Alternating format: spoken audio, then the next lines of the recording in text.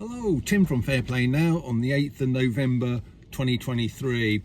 A very wet and windy day here in southeast England.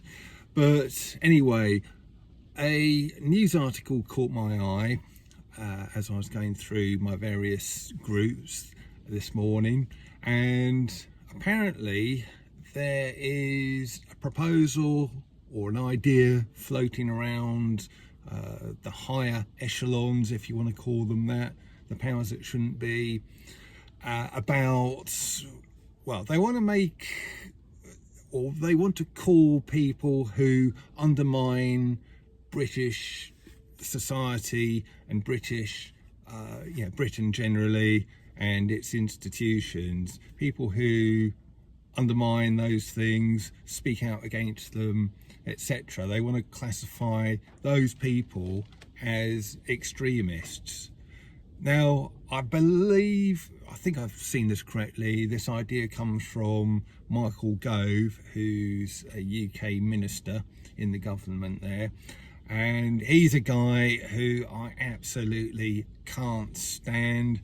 He just comes across as so untrustworthy, slippery, just a horrible person. Just one of those people you just wish wasn't an MP or a politician, really.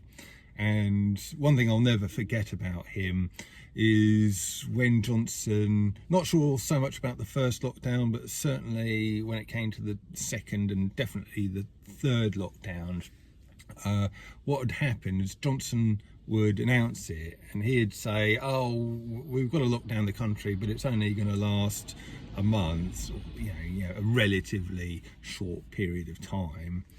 And then literally the next day or within about 2 days, Gove would be there, kind of saying, oh, well, actually, it might have to go on for a lot longer, sort of 2, 3, 4 months kind of thing. It was almost like they were doing this good cop, bad cop, double act sort of thing, which I found, well, just one of the many suspicious things about the whole lurgy nonsense. And I'm sure that was all part of the brainwashing and the mind control to sort of just make people think, well, which is it? Is it going to be just a month or is it going to be 3 months kind of thing?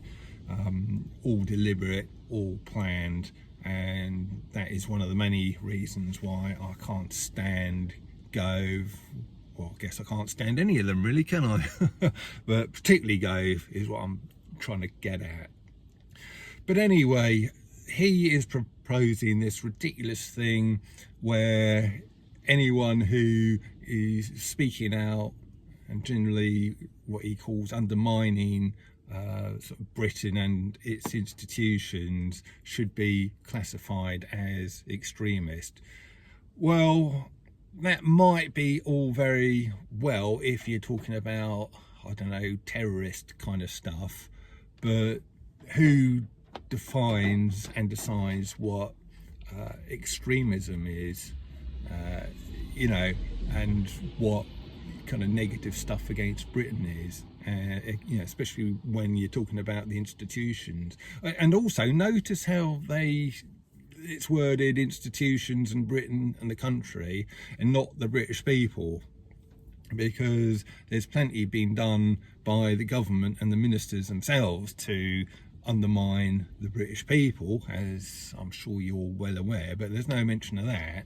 And I'd call the sort of politicians extremists, a lot of them anyway, but more on that in a minute.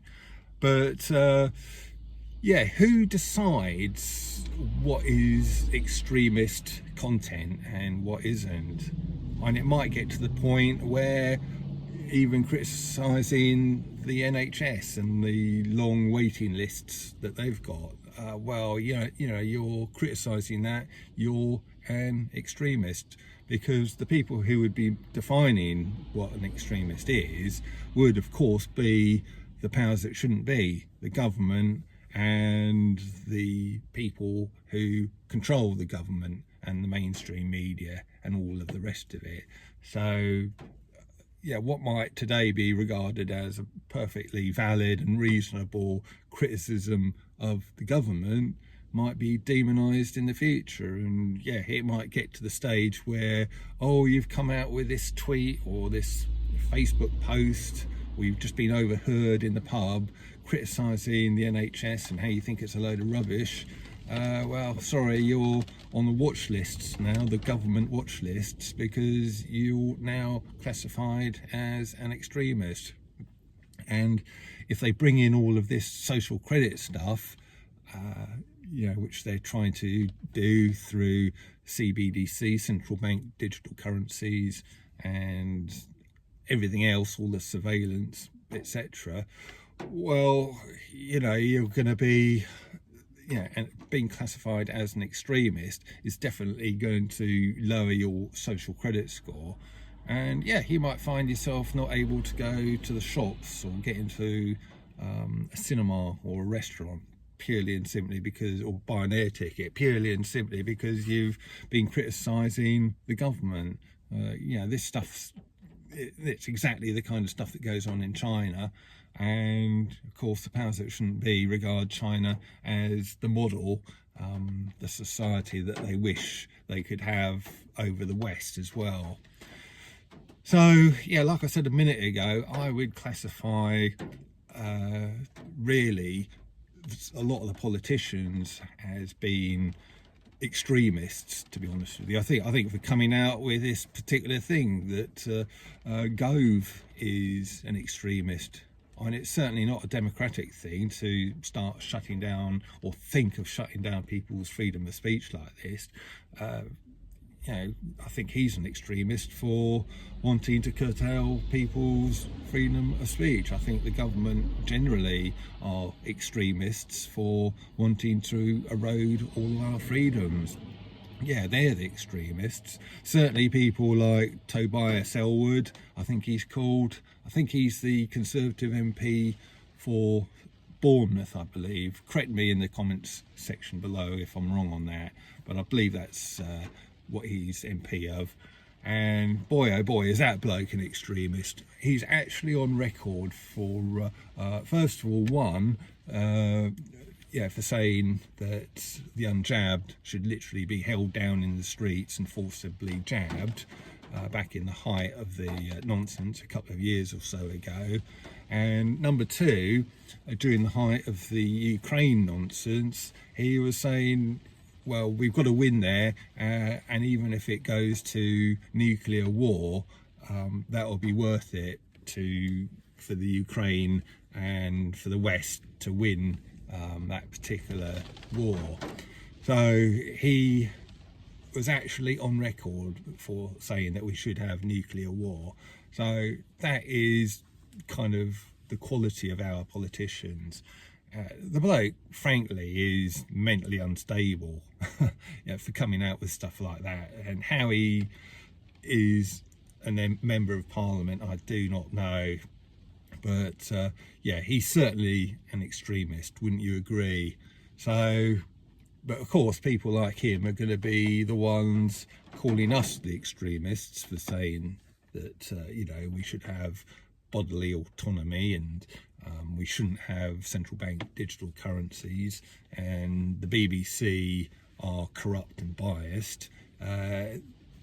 It's really galling, isn't it, when people like you and me are just speaking the truth, and you've got, and we're sort of perfectly rational and sane, and then you've got these, like I say, mentally unstable types who are wanting to call us the extremists, when I would put it to them that indeed it is they themselves who are the extremists.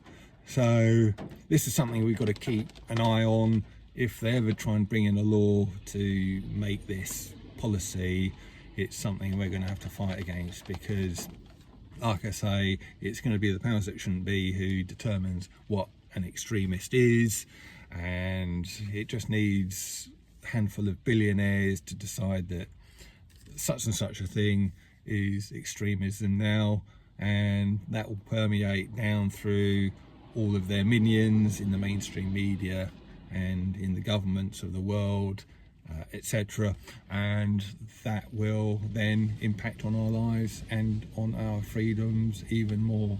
So leave a comment in the comment section below. Who do you think the extremists really are? Is it people who are speaking the truth and want to highlight the truth, or is it the politicians, the powers that shouldn't be, the mainstream media, and all of the rest of the idiots who want to curtail and erode our freedoms? I know what my answer is. I think I probably know what your answer is, but feel free to leave a comment in the comment section below anyway.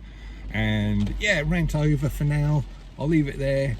Tim from Fair Play Now. Thanks for watching.